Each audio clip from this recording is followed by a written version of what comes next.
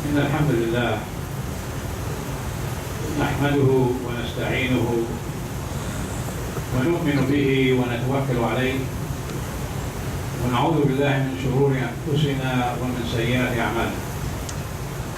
من يهده الله فلا مضل له ومن يضلل فلن تجد له وليا مرشدا. وأشهد أن لا إله إلا الله وحده لا شريك له، هو الحي هو القيوم يحيي ويميت، عالم الغيب والشهادة، هو الرحمن الرحيم، هو رب العرش العظيم.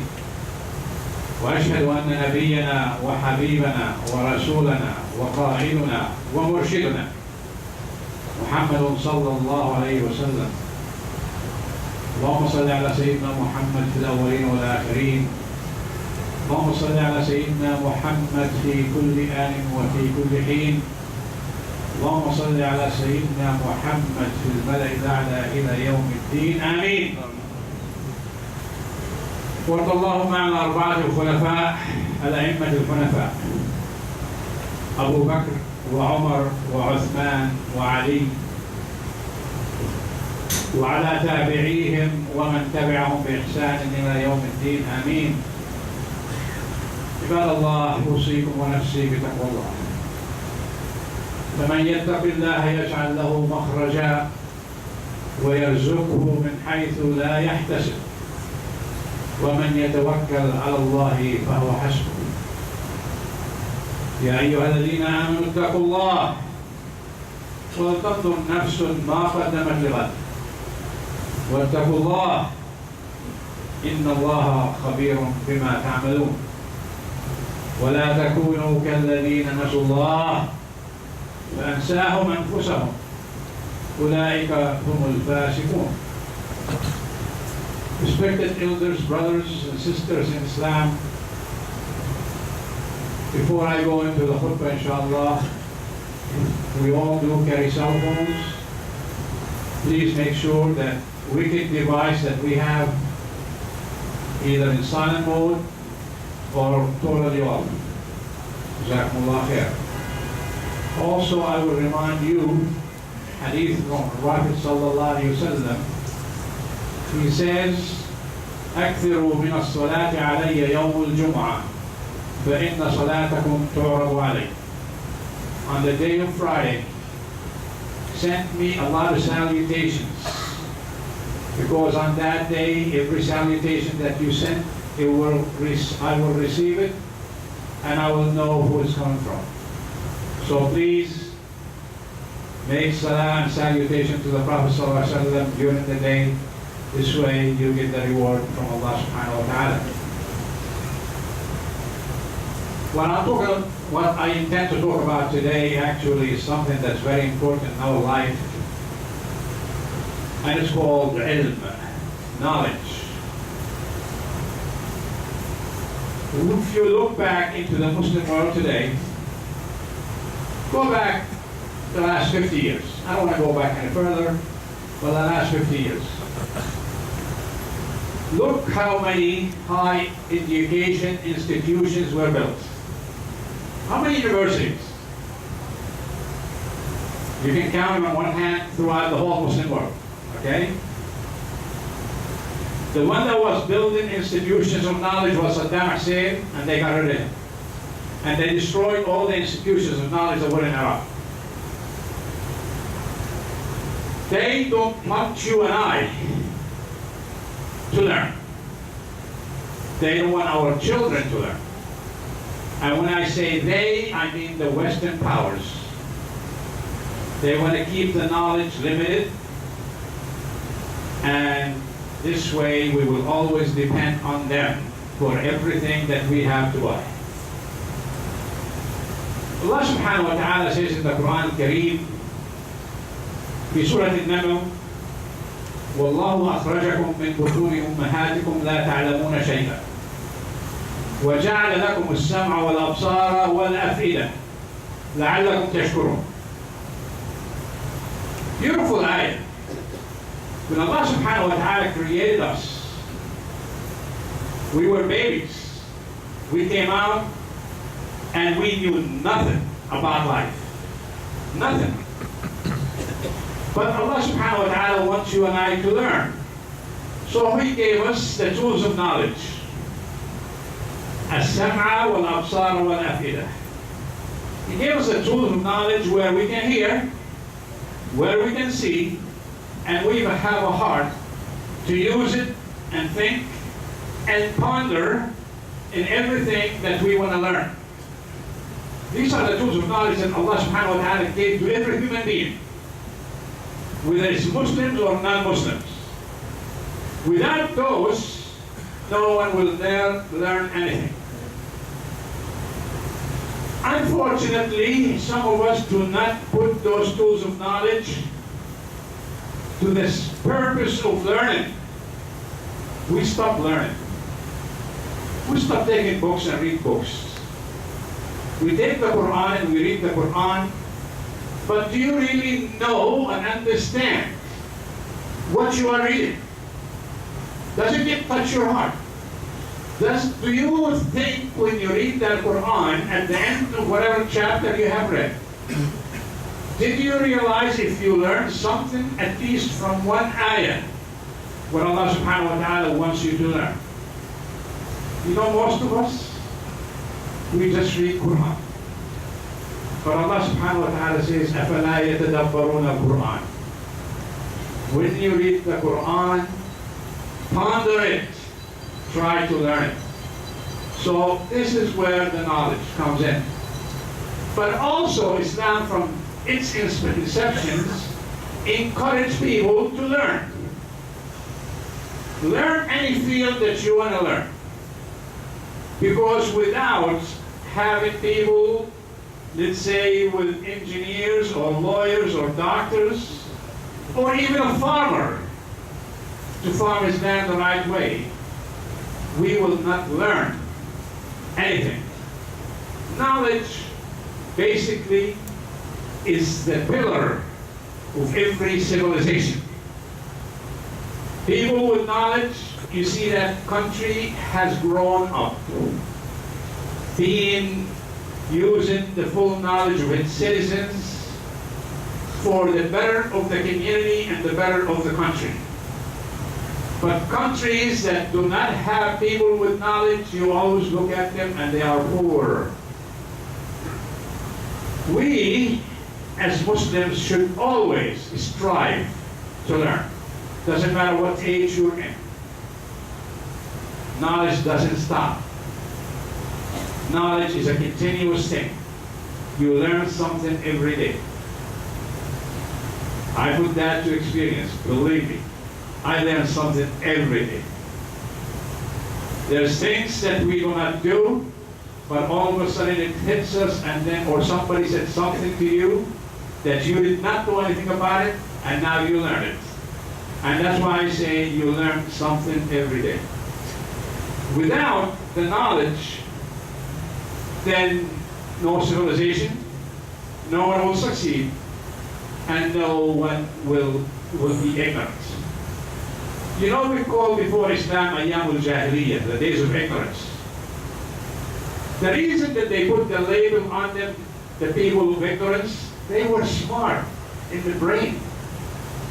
They had a lot of trades going on amongst themselves and all over the world. They were successful. They called it Jahiliyyah because they knew nothing about Islam. And that's why it's called the Jahiliyyah. And that's why Allah subhanahu wa ta'ala sent the Prophet sallallahu alayhi wa sallam where he told him, لِتُخْرِجَ النَّاسَ مِنَ الظُّلُمَاتِ إِلَى النُّورِ. We have sent you to take the people, mankind, nas, did not say Muslims, تُخْرِجَ النَّاسِ, from darkness into brightness. Without knowledge, you live in the dark ages. With knowledge, you have nur, you have brightness in your life. Again, Islam tells us in more than one situation about learning. Surah Nun, وَالْقَلَمِ وَمَا يَسْطُرُونَ, where he mentioned the pen that you and I need to write with, to learn, to take notes. Allah subhanahu wa ta'ala wants you and I to learn. But what did he tell the Prophet sallallahu alayhi wa sallam when Jibreel alayhi salam came into him? Allah knows that the Prophet sallallahu alayhi wa sallam was illiterate. Jibreel alayhi salam knows that the Prophet sallallahu alayhi wa sallam was illiterate. But what did Jibreel tell the Prophet sallallahu alayhi wa sallam? He told him, Iqra, read. And the Prophet sallallahu alayhi wa sallam said, Ma lastu biqari, I cannot read. He repeated that twice for him. Then he told him, Iqra bismi rabbika alladhi khalaq. You read in the name of who created you and I. And the ayah continues where it says, عَلَّمَ الْإِنسَانَ مَا لَمْ يَعْلَمْ. Allah subhanahu wa ta'ala has taught mankind, the human being thinks that that person did not know anything about it. Why? Because of learning. And when we learn, we will succeed. There are those amongst us that they say, don't send your daughters to school. Only send your boys to school. Wrong attitude. The Prophet sallallahu alayhi wa sallam in the hadith, and Abi Dharr radiyallahu anhu warḍah, قال رسول الله صلى الله عليه وسلم طلب العلم فريضة على كل مسلم ومسلمة. فريضة. Seeking knowledge is an obligation for every Muslim male and every Muslim female. Those who say we don't want our daughters to learn, they still live in the dark ages. If you have a wife that has some education, she spends more time with your children at home than you do. We all leave the house in the morning, we go to work. Our wives take care of our children, from the babies till they take them to school every day and bring them back, and then they teach them things about Islam too, while we're not there. So if you have a wife that has knowledge, your children will get that knowledge and get the benefit of it. But if you have a wife that for some reason her parents told her, no, you're a female, you can't go to school, they were wrong 100%. That's where I say seeking knowledge is something that is a faridah, an obligation for every Muslim and Muslim. Prophet sallallahu alayhi wa sallam said in our hadith, من سلك طريقا يلتمس فيه علما سهل الله له طريقا إلى الجنة. Anyone that goes in a way to seek knowledge, no matter where he went, traveled to get that knowledge, Allah subhanahu wa ta'ala will make an easy road for him to get to Jannah. So why don't we stop? Why did we stop learning? It's because we became lazy. You know who I admire the most these days? My Muslim brothers that came into Islam after they tried Christianity and they wanted to come into Islam. They read. They always read. Most Muslims that were born Muslims, they think they know it all. And we stop reading. No. Instead of reading that newspaper and get yourself stressed out, there's a lot of books about Islam. Reach out for them. Now you can download them on the internet and read about it. Prophet ﷺ and his companions, they left us a lot of books. But we don't reach out for those books to read. But it's easy for you to have that remote control and sit down and watch TV. Waste of time. But take a book, read the book. Teach your children, the ones that are going to come after you, about the deen. How did this deen started? How did these companions, may Allah be pleased with them, sacrifice everything for the cause of Allah, for Islam. The companions, when they left their homes in Mecca and Medina, they traveled all over the world for one reason and one reason only, to give Islam and to give da'wah for those who were not Muslims. They didn't care about making money. They left their families at home. They sacrificed. You and I, including me, I'm not perfect. We came to America. We came to America for one reason, and reason only, to seek a better way of life for us and our families. And alhamdulillah, most of us succeeded in their rizq. But did you at least invite somebody into Islam all these years that you've been in America? Dawah. You don't have to force them in.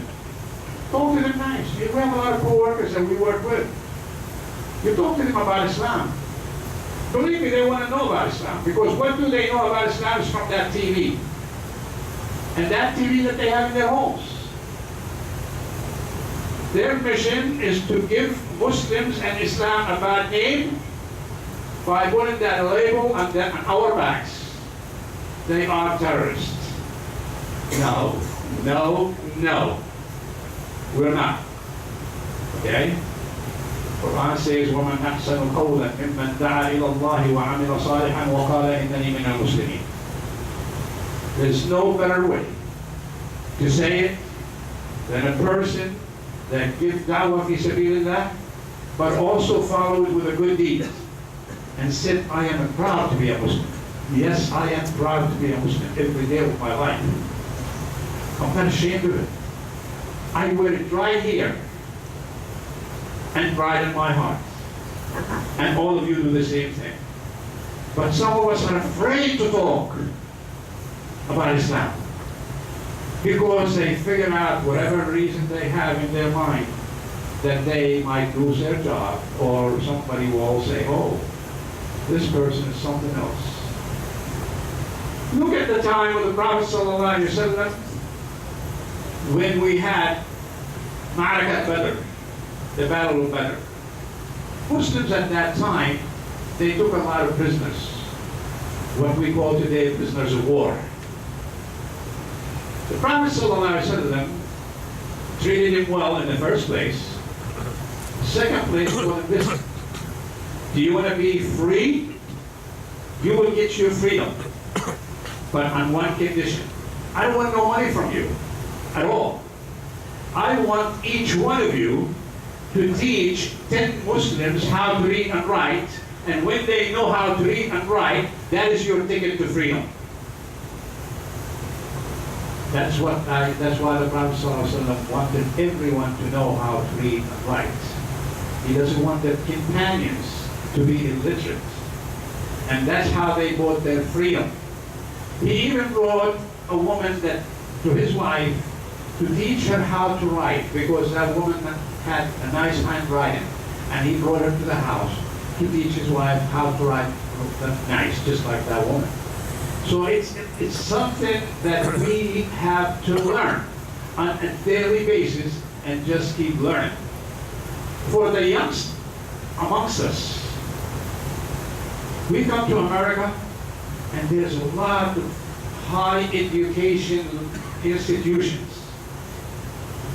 And some of them, you can get them for free if you are focusing on your education. You can get a scholarship for free. You can get into Yale, Columbia, Harvard, any school that you want. They will actually come knocking on your door if you do well in your education when you're in high school. But if you don't do well, do you think they want to come looking for you? No, they will not come looking for you. So we have to focus on learning and know how to use the knowledge to serve our communities, to serve our people. And instead of having, yesterday I went to vote for somebody that doesn't have a Muslim name. If our Muslim brothers go to law schools and run themselves for any office that they want, we will vote for them.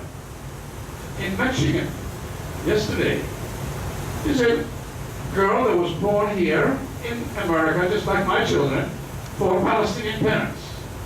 She ran for office for the Congress, and she succeeded. Yes, that's how we want to change the system, to get into it. They're the ones that want to fight for you and I.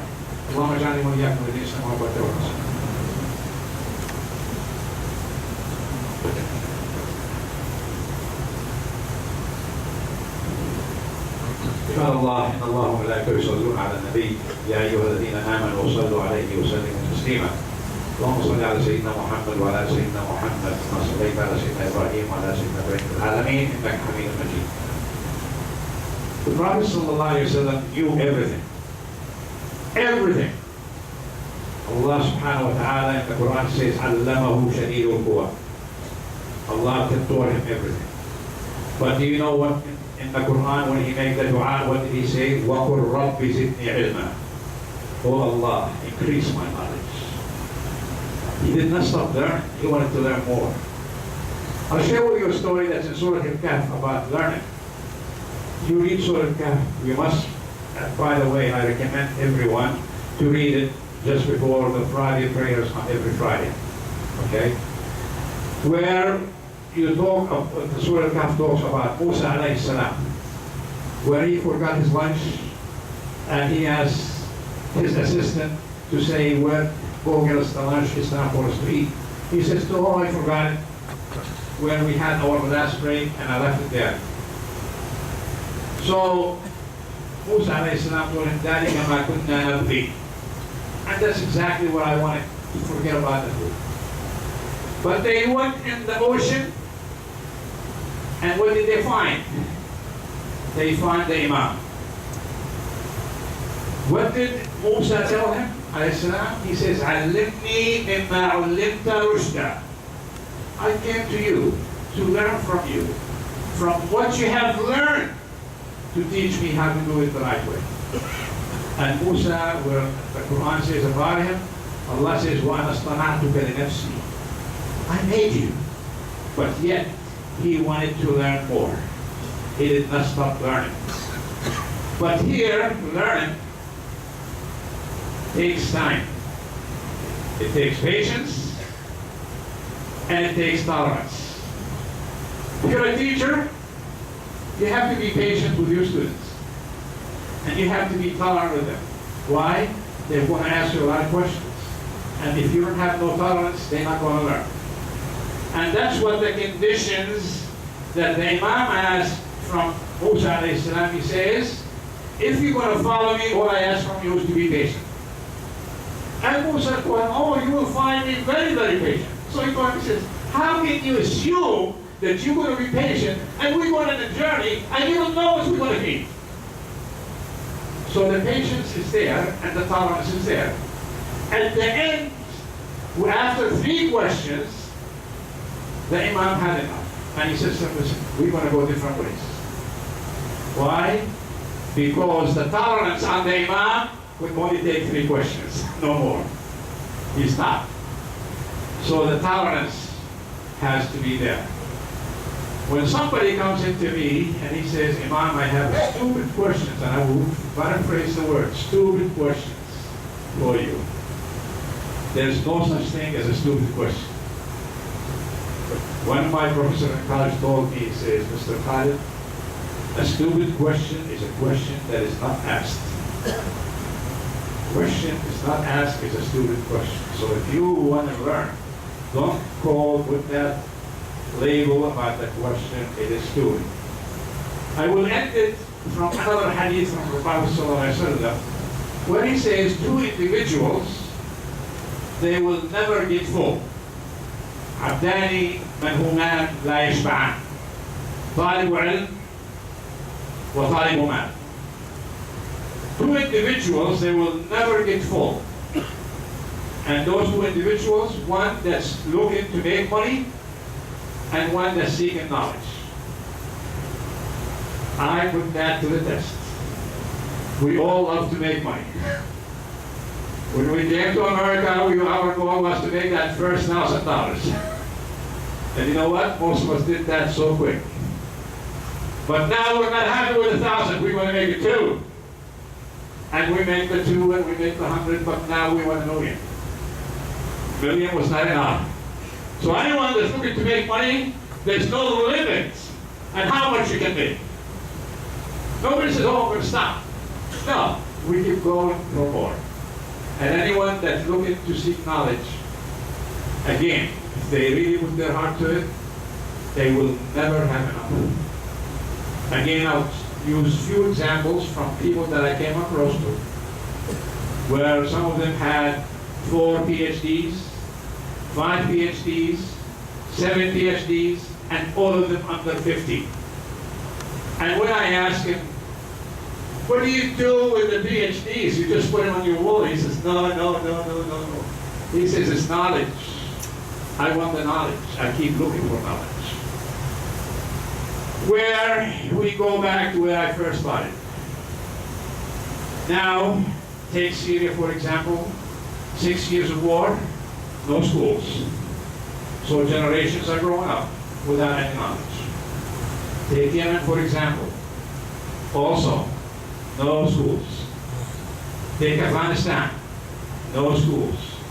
When the Americans first went to Afghanistan, you remember, they used to call the madrasa, which is a school, is a place where those children, they didn't learn how to be terrorists. And that's why we want to destroy these schools, okay? They were learning to read Quran. And when people told them, listen, you come with us and see what we teach.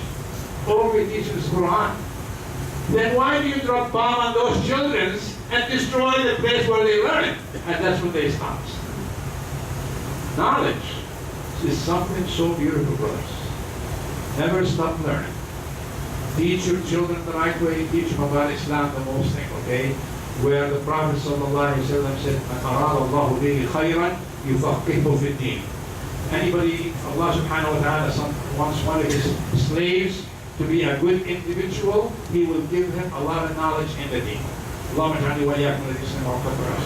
اللهم تقبل منا دعاءنا. اللهم اغفر لنا ذنوبنا. اللهم كفر عنا سيئاتنا. اللهم ارحم موتانا واشف مرضانا واختم بالصالحات اعمالنا.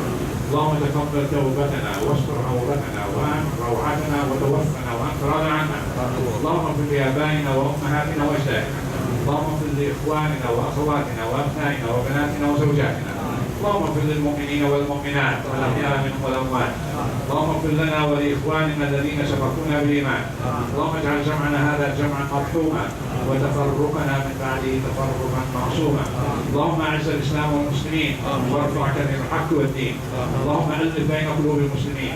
اللهم وحد صفوف المسلمين. اللهم وحد صفوف المسلمين. اللهم استحداث بينهم يا رب العالمين وازل الحكام الظالمين عن كل بلاد المسلمين يا رب العالمين.